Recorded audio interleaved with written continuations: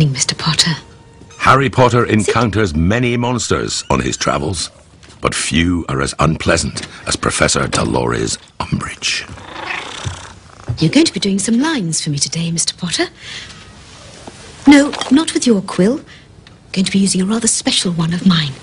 It's so brilliant because it's so sinister. Just the most evil that you could possibly imagine. I want you to write, I must not tell lies.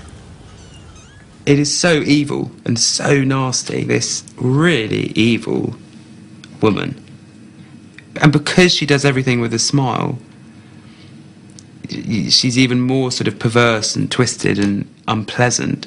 And actually, I mean, scary, because you don't know what she's capable of.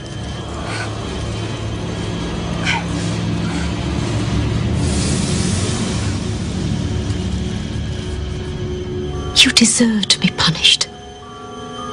Don't you, Mr. Potter?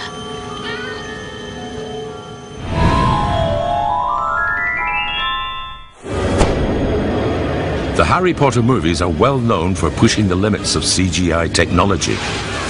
This sequence lasts just seconds on film, but took over a year to create, and so earns its place inside the top 30.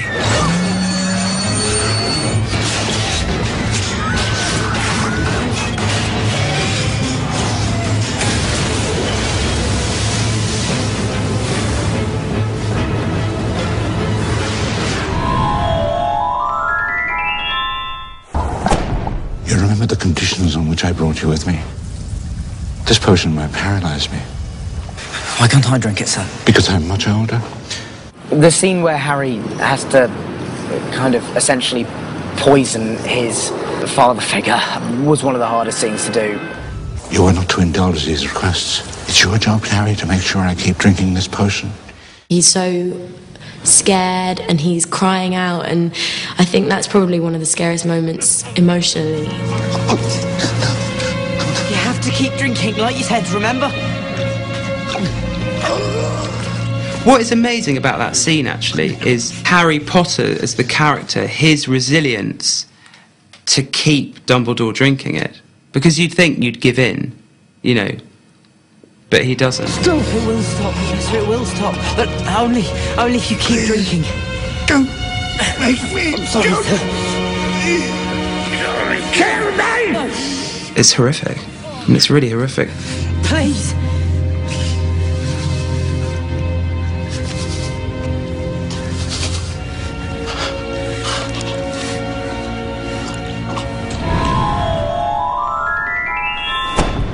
All right, Granger, as discussed. Polyjuice Potion allows the drinker to take on the form of someone else.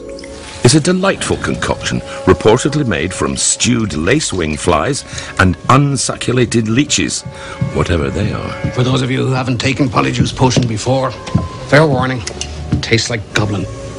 Just for the sheer complexity and how hard it must have been to have got it all together, it has to be the Seven Harrys. For me, it's just so clever that when they take the drink and suddenly they morph into these Harrys, I just think is a brilliant scene. It was great fun, to be honest. Wow, we're identical. My impressions of Rupert and Emma were probably the easiest that I had to do. Harry, your eyesight really is awful. It's testament to Dan's acting ability that you can tell each individual character there. I did almost. Despite they all look the same. Haven't got anything a bit more sporting, have you? Didn't you do almost 200 takes? Yeah, doing that in total. A lot of takes. So yeah, fair play. Mundungus Fletcher was quite easy because Andy is quite distinctive. Strip. All right.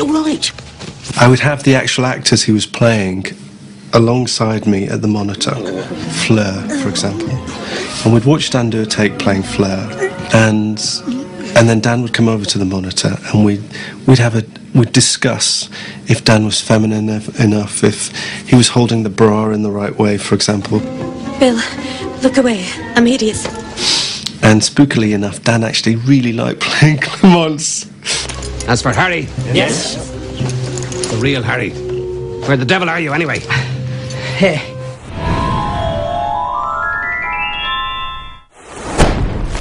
Now it's time for a story. about a story, within a story, if you follow me. There were once 3 brothers who were travelling along a lonely, winding road at twilight. I was so thrilled that I got to read it. The 3 brothers simply waved their wands and made a bridge. I had to do quite a few takes just because trying to get the rhythm right with the animation was quite tricky. Before they could cross, however, they found their path blocked by a hooded figure. I thought the animation was really beautiful, so that was a really sort of nice perk for me. He then greeted death as an old friend and went with him gladly, departing this life as equals.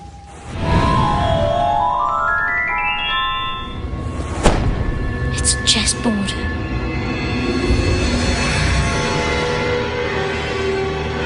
Everything in the world of Harry Potter has a magical and often dangerous twist. Even a straightforward board game can become a matter of life and death. See, I love wizard chess. I think this is the only time, if I had to go into battle, I'd go, I'll have Ron. All right. Harry, you take the empty bishop square. Hermione, you'll be the Queenside Castle. And as for me, I'll be a knight. Not only is it very gripping, quite frightening and very threatening, very dangerous, because when your piece gets taken, that piece gets killed. But also, it allows our Ron Weasley, who so far has been a bit of baggage, he's been a hanger-on, he's been a bit dopey, he's screamed a lot, he's gurned a lot, he's been a nuisance. Suddenly, he comes good. Once I make my move, the Queen will take me. Then you're free to check the King. No. Ron, no! What is it? He's going to sacrifice himself. No, you can't! There must be another way! It was really a really cool scene, actually, because it was kind of Ron's first moment, really, where he kind of shows kind of a bit of bravery and kind of a lot of kind of support for Harry. Ron is there, taking control of this moment. It's thumbs up to Ron. We love Ron.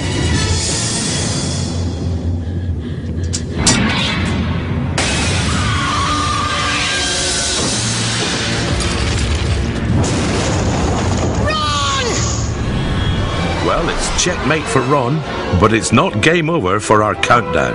Stay tuned for more spellbinding Potter moments. Well, we both had wand arm. At the end of it, we both had to see a physio. We'd been wanding all day. It wasn't just us, the men, all the men were suffering from this.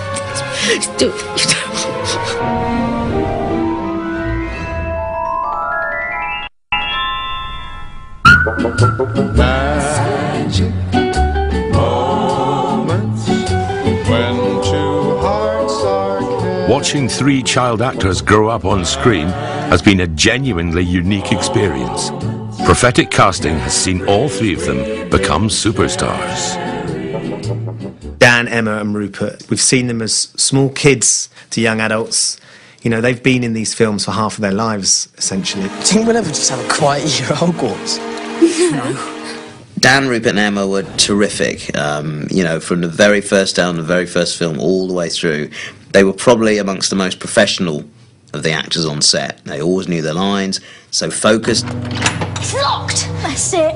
We're done for. Move over! Daniel, in particular, is so driven as well. He has this way about him, this passion. Help me! Dan had the hardest job of all because Harry on the page is the most difficult, the most nebulous character.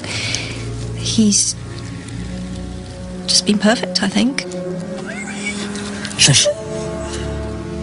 Rupert's just a genius. I don't think anyone ever needed to tell Rupert how to play Ron. He just has known all the way through.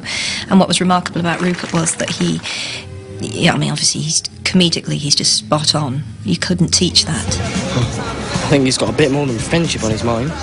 Emma, she is stunningly beautiful. She genuinely is very bright, you know, she's very articulate. She's everything you would need to be to play Hermione properly. Victor's more of a physical being. I just mean he's not particularly loquacious. They are the only 3 people that will know what it's been like to have been involved from day one, to be part of the biggest grossing franchise of all time. Those 3 between them, that's a bond that they will have forever. Perfect. they're perfect. I can't say anything. I can't say anything else. I think I love them, as you can probably tell.